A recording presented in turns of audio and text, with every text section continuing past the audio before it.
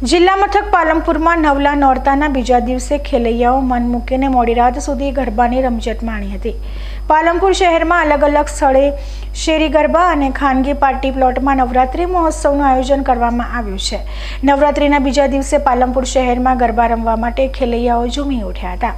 Palanpur Ahmedabad highway પર આવેલ કડવા પાટીદાર સમાજની વાડી ખાતે rotary club of Palanpur diamond city દ્વારા દર વર્ષની જેમ આ વર્ષે જાંજર નવરાત્રી મહોત્સવનું આયોજન કરવામાં આવ્યું હતું। જાંજર નવરાત્રી મહોત્સવના બીજા દિવસે ખેલૈયાઓ સંગીત તાલે ટ્રેડિશનલ પહેરવેશમાં ઝૂમી ઉઠ્યા હતા।